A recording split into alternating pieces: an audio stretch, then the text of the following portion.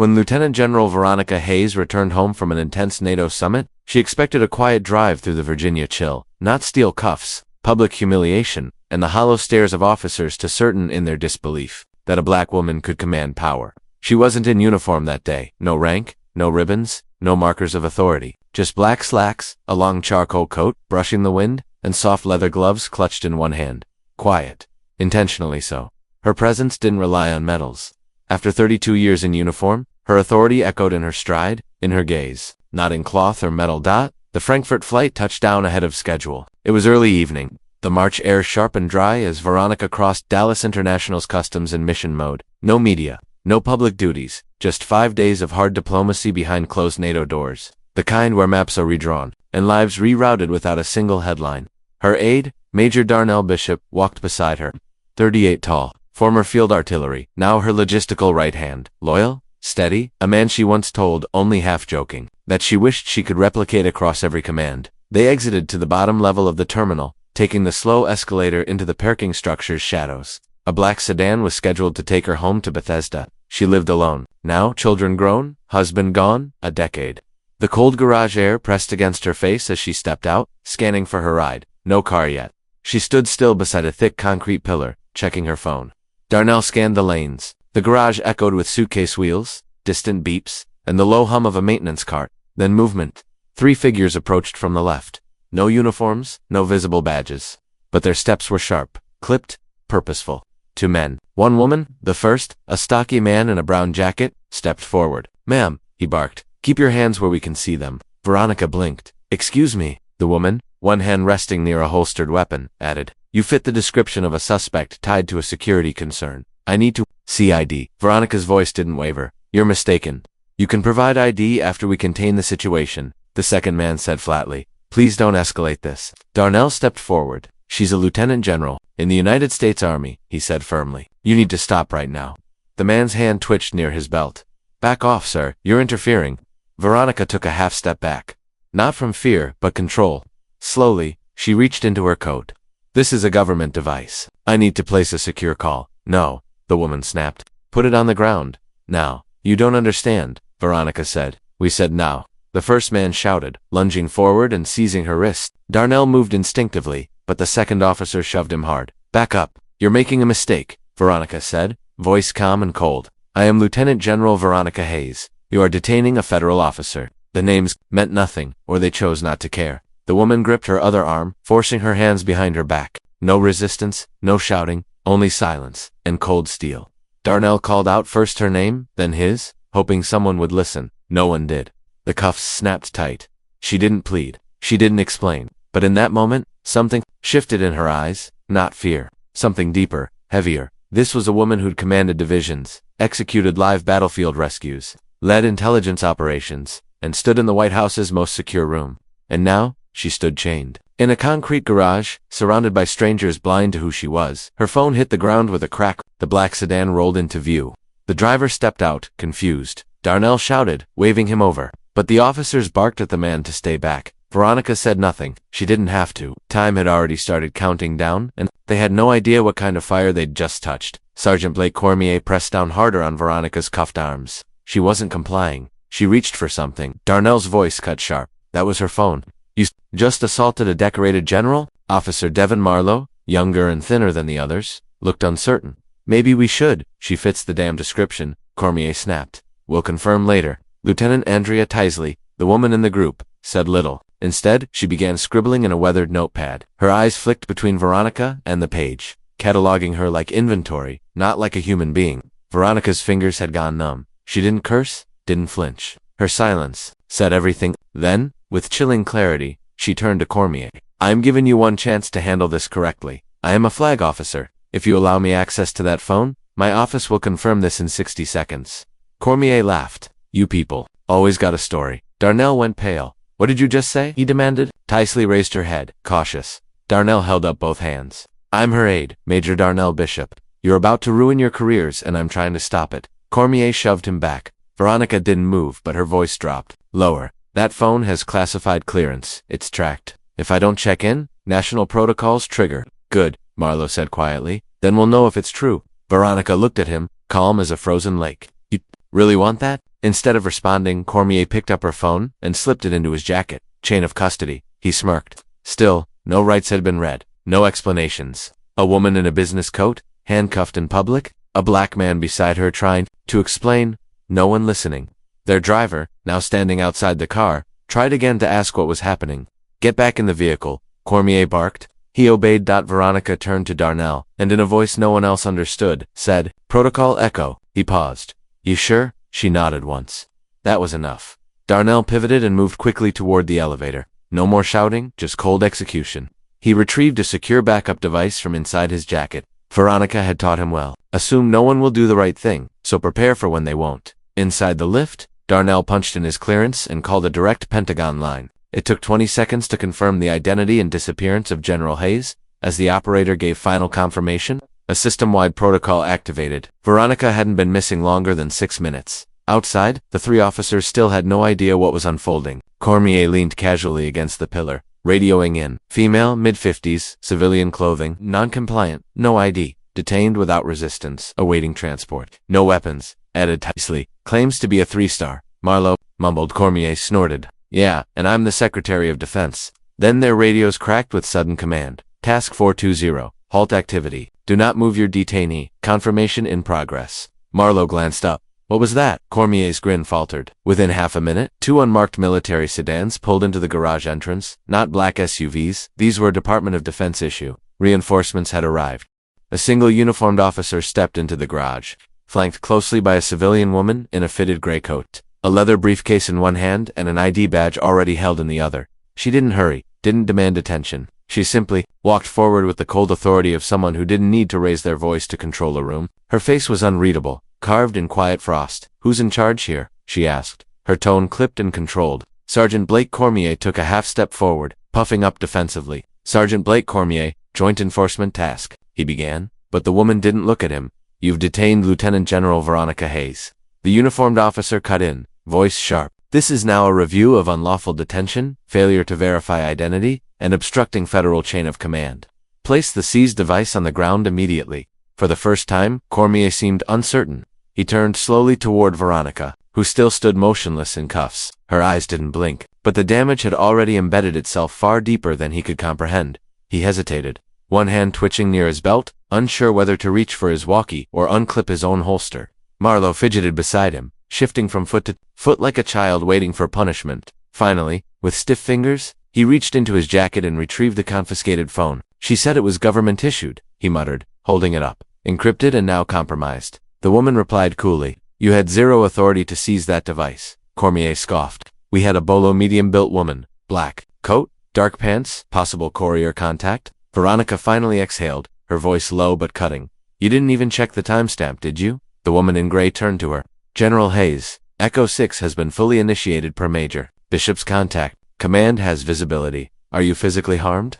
Veronica gave one curt nod.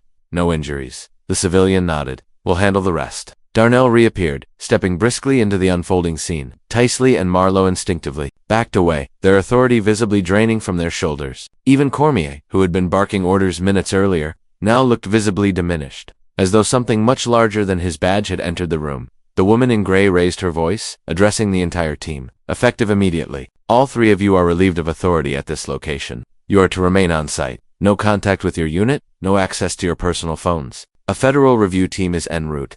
Cormier muttered under his breath. This is ridiculous. The uniformed officer beside her took a single step forward. You are already in violation of 2 federal directives, and possibly Title 18. Do you want to add insubordination to that list? The room froze. That shut him up. The woman turned to Veronica. We'll remove the restraints now, and escort you to Arlington HQ for debrief. But Veronica lifted her chin. Not yet. The woman paused. Ma'am. Veronica looked directly at Cormier, the light from the parking structure catching her expression. Make them remove the cuffs.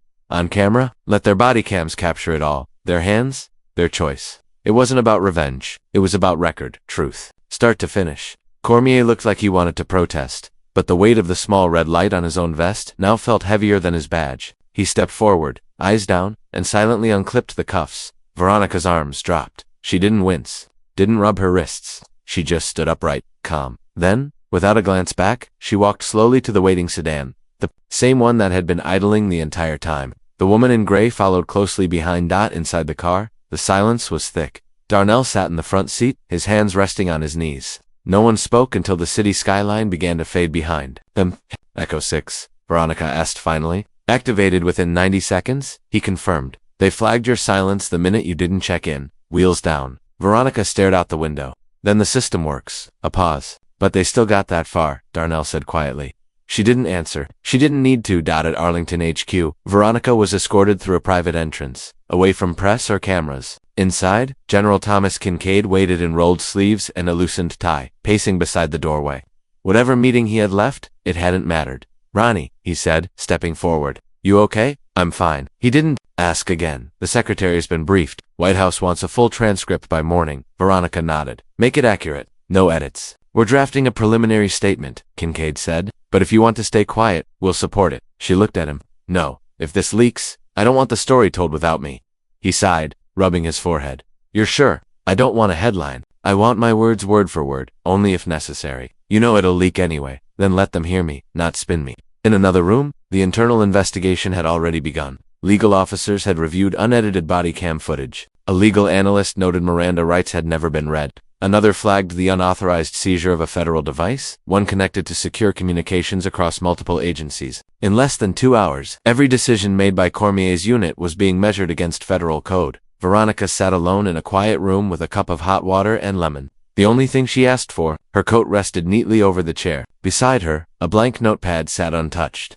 Outside, Darnell paced the hallway. You think they'll try to spin it? He asked Kincaid. Not if they're smart, he replied. But across town, 3 officers sat in silence. Cormier slouched on a hard metal bench in a temporary holding area near the TSA zone. The air felt stale. His hands wouldn't stop twitching. Marlowe sat beside him, wide-eyed and wordless. Tice leaned against the vending machine, arms crossed, eyes blank. None of them had spoken since the DOD officer told them to remain at the scene. They weren't allowed to leave, weren't allowed to finish their shift. No calls, no excuses. 2 men from Joint Enforcement Oversight arrived next. No local accents, no friendliness in their tone. We need to talk about what happened in that garage, one said coldly. And I suggest you tell the truth. This is bigger than any of you realize. Cormier opened his mouth, but the agent lifted a hand. We've seen the body cams. Don't try to rewrite anything now. We'll go frame by frame. Back in Arlington, Veronica sat in a closed room with her legal team, a representative from the Inspector General's office, and military counsel. The footage played in full, no voiceover, no editing, just raw body cam video from 3 separate angles. Her voice, calmly requesting identification, warning them of consequences. Then, the unmistakable moment. You people always have a story. No one in the room spoke. Darnell leaned slightly forward, watching her face. She didn't flinch, but her fingers curled tightly around the pen in her hand. She didn't speak because she didn't have to. Seconds later, Kincaid stepped into the room. It's already leaking, he said flatly. What? Asked Veronica's attorney. The footage. Someone sent it to the Hill. It'll be on the news before sundown. Veronica didn't blink. Let it air. You sure? Kincaid asked. Better than letting them guess. Back in the airport's makeshift holding area, Tice Lee finally spoke. You think we're done? She asked Marlowe, still not looking at him. He hesitated. I didn't know. She looked like the photo, did she? Tice Lee snapped. Or did we convince ourselves she did? Cormier muttered something unintelligible, rubbing his hands across his face. We were just doing our job. No, we weren't, she said bitterly. We skipped procedure. We ignored her. We didn't even try to verify her story. A new agent entered, holding a tablet. I need all 3 of you to sign suspension acknowledgments. This doesn't mean you're terminated, but you're off duty while the investigation proceeds. Cormier looked up, suspended, for doing our jobs. The agent raised an eyebrow. You handcuffed a federal flag officer. You seized encrypted property. You ignored her aid, failed identity protocol, and made 0 radio attempts to confirm anything. We had a bolo. Timestamp 30 minutes before you saw her. The agent cut in. She couldn't have been the same person. No reply. The agent turned to Marlowe. Did you log the detention? I thought Blake would. No one logged it. The agent confirmed flatly. Not until we arrived. Outside phones buzzed. News alerts lit up the screens. Breaking: Black U.S. general wrongfully detained at Dallas airport. Bodycam footage ignites national debate, race, rank, and recognition. Veronica sat at the dining table, the late afternoon sun casting long, golden stripes through the blinds across the dark wood. She wore a charcoal wool coat over her pressed military dress uniform, the buttons gleaming like small medals of defiance. Her hand moved steadily, penning every word on the lined paper with a deliberate calm. There was no anger in her motion, only precision, like the kind learned over years of discipline. Her military ID lay beside her tea mug, the corner slightly bent from overuse. On the wall behind her, framed photos of deployments and folded flags whispered reminders of who she was before this storm. She wasn't writing to vent, she was writing to document. Not because she needed validation, but because silence was the luxury she could no longer afford.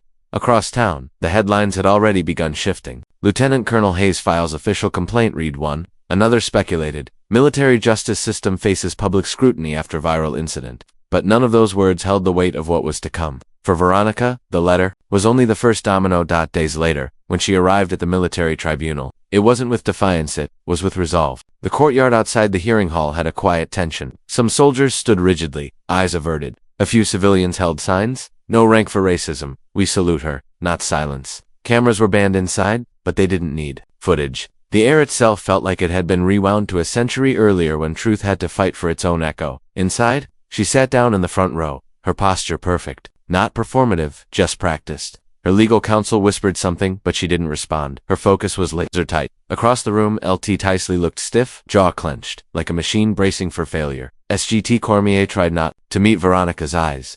And Marlotha, one who had called her a civilian suspect, was paler than his own uniform, hands buried deep in his lap. When Veronica was called to the stand, she rose smoothly. The sound of her heels on the floor was measured, not dramatic, but it rang through the room like punctuation. Every eye followed her, some with skepticism, others with shame. She began with her name, rank, and years of service. Her voice was steady, emotionless, professional. I am Lieutenant Colonel Veronica Hayes. I have served for 19 years across multiple continents. I've led combat evacuations, coordinated joint force logistics, and trained over 200 junior officers. I say this not to impress you, but because none of it mattered the night I was pulled over. She described every detail, the lights, the suspicion, the way her credentials were questioned despite being worn on her chest. She recalled the look in Tisley's eyes. Not fear, not protocol, just presumption. I was asked 3 times to provide ID. I complied. I was asked to step out. I complied. I was told I didn't look like a lieutenant colonel. I did not comply with that. Gasps were held back. Even the judge didn't hide the way his brow furrowed. I don't seek punishment. I seek pattern recognition. What happened to me is not rare. The difference. It was recorded. That's the only reason I'm standing here with my dignity intact. She paused. Let the silence work. Imagine how many weren't recorded. Imagine how many didn't speak up because their rank wasn't high enough to be believed. When she finished, she didn't look for applause. She didn't even glance at the officers. She walked back to her seat, every step still deliberate, every breath still calm. But the room had changed. Even without a word, her presence had pulled it into a new alignment. The tribunal ended without spectacle, but outside history met her. A group of young cadets, mostly black women in uniform, stood at the gate. No signs, no slogans, just presence. One of them saluted her with silent precision.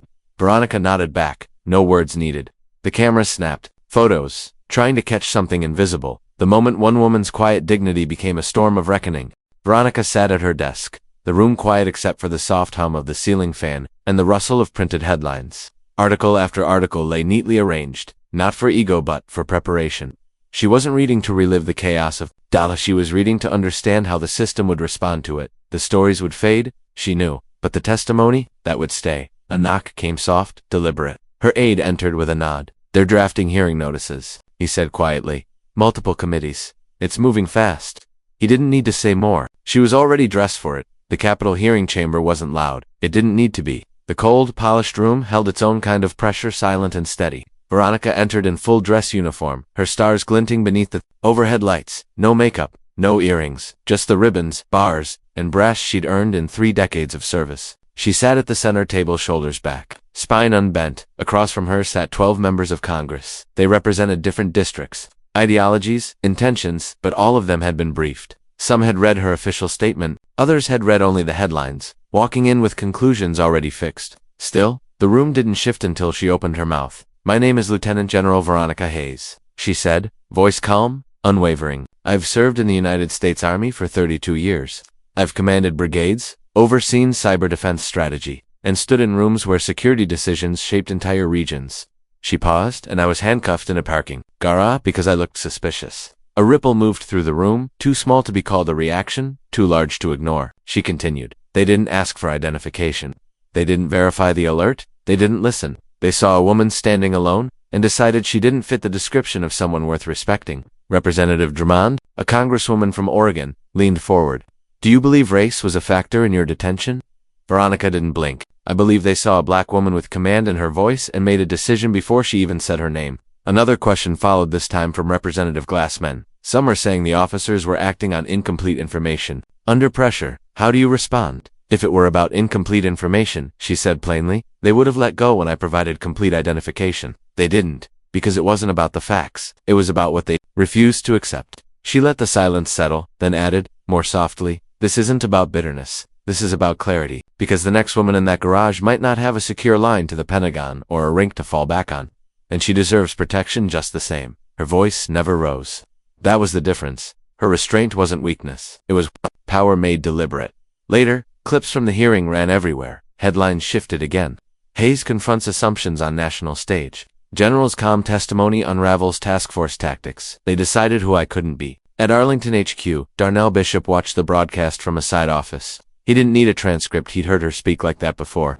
But this time, the whole country had heard her too. And it didn't sound like a side note. It sounded like a shift. Back at home, Veronica peeled off her jacket and laid it gently across the back of a chair. Her phone was vibrating with missed calls, messages, news alerts. She ignored them, except one, a text from Simone, watching, every second. Proud doesn't even cover it. Veronica smiled faintly and turned the phone face down. The hearing didn't close the chapter. It tore the cover off the book. Days later, the report landed 38 pages, bureaucratic in tone, but not in impact. Internal Affairs, in coordination with the DOJ's Civil Rights Division, found that the three officers Cormier, Marlowe, and Tisley had violated multiple protocols. Failure to verify identity, unlawful detainment, unauthorized seizure of property, and failure to de-escalate. Each one was dismissed from service. No press conferences, no podiums. Just white envelopes, hand-delivered behind closed doors. Cormier sat frozen. Marlowe asked if he could appeal. The answer was no. Tisley didn't speak. She signed the document and walked out without meeting a single eye.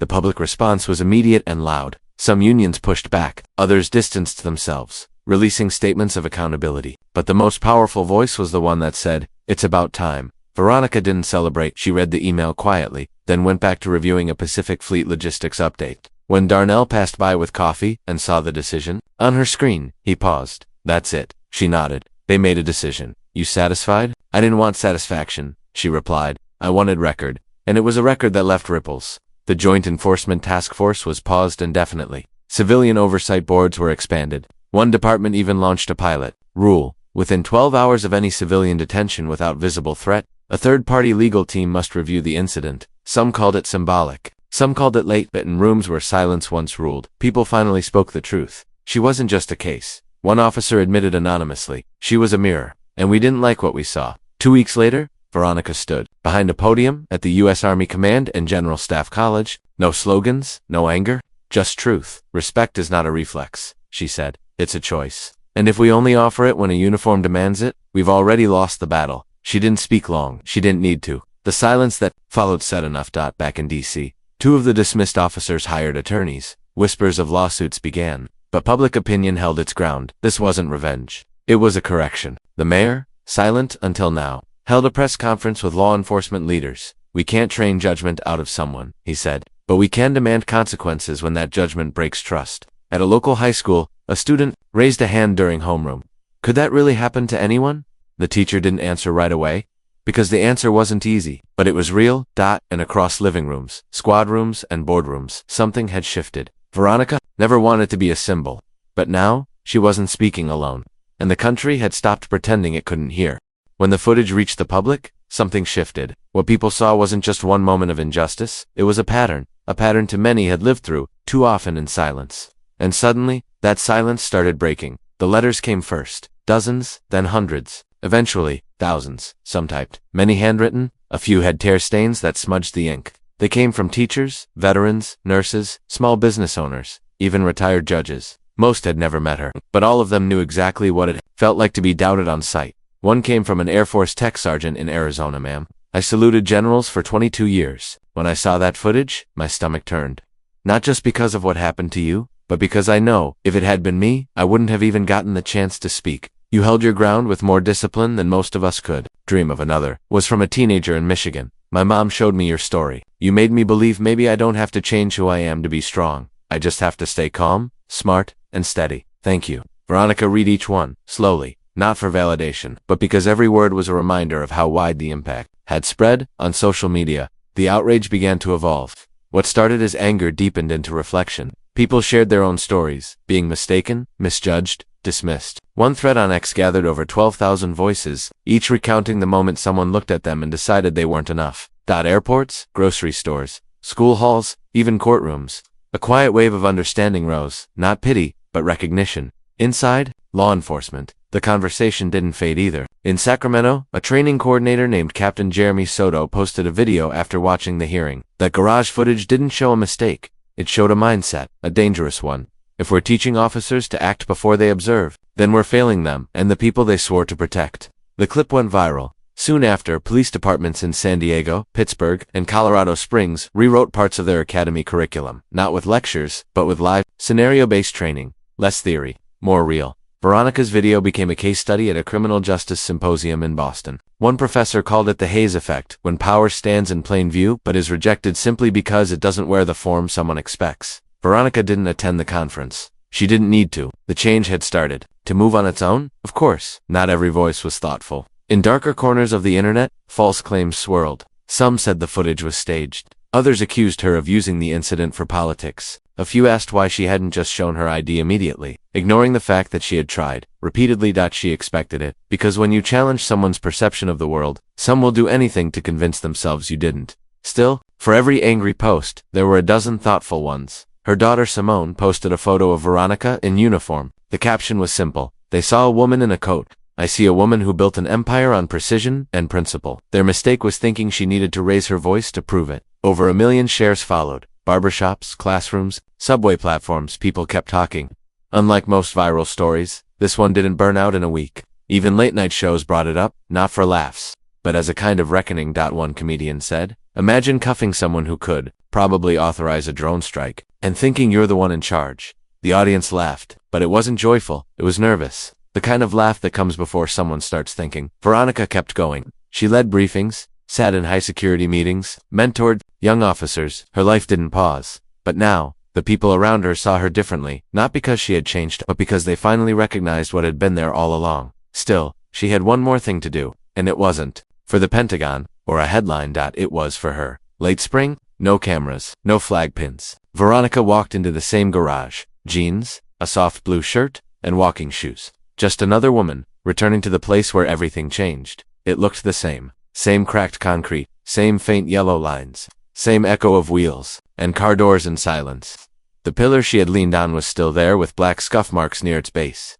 She stood still. Then, voices. A group of high school students rounded the corner. ROTC cadets from Fairfax, nervous, curious, watching her with quiet awe. Their instructor, a retired lieutenant colonel, stepped forward. Ma'am, she said respectfully, thank you for agreeing to meet them here. Veronica nodded and gave a soft smile. This is the right place.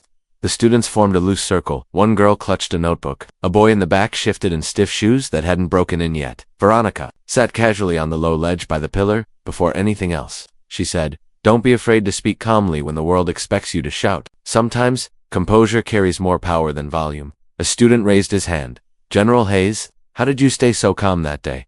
I think I would have lost it. She paused. Not for effect, for honesty. Because I've spent my life being told what I couldn't be, and I learned early that if I react how they expect, it just proves them right. Another student asked, do you think anything actually changed because of it? She nodded. Yes, but not everything. Change doesn't crash like a wave. It moves like tidewater, quiet, relentless. You only notice how far it's come when you look back. A quiet voice from the front. Can I ask something personal? Veronica tilted her head. Go ahead. Do you ever get tired of proving who you are? She smiled. Not bitter, just real. Every single day. But I don't prove it for them anymore. I prove it for the ones watching. Like you. She stood slowly, glanced around the garage, then said, you're going to sit at tables where no one looks like you. You'll be overlooked, interrupted, underestimated. Let them. What matters is that you don't underestimate yourself. One day, someone will need to see you standing tall so they can stand taller themselves. The students listened. Still and quiet. Not awkward. Just full. The instructor asked, would you walk them through it? What happened? Veronica motioned to the concrete space beside her. Right there is where I stood waiting for my driver. Here is where they approached me. That's the camera that caught it. My phone landed here. She crouched slightly, pointing at the spot. I remember the sound more than the cuffs. The sound of something being dismissed. The group stayed. Silent. She rose again. but they didn't erase my power. They revealed their limits. Remember this, you don't have to be loud to be strong, and you don't owe your worth to anyone who refuses to see it. Just make sure you know who you are, long before they try to tell you otherwise. When the visit ended, the students walked out with straighter backs. A few shook her hand. One saluted. She didn't correct him. After they left, Veronica stayed, not to replay the past, but to reclaim it. That night, she sat on her porch. The air smelled of cut grass. Tea in hand. A call from Simone, just to say, I love you. A text from Darnell about new reforms gaining traction in 3 more states. She looked up at the sky. Quiet. She had walked through fire before. Many times, alone. This time, the world had seen it. And this time, silence had spoken loud enough to echo, because sometimes, the strongest voice in the room is the one that never needed to raise.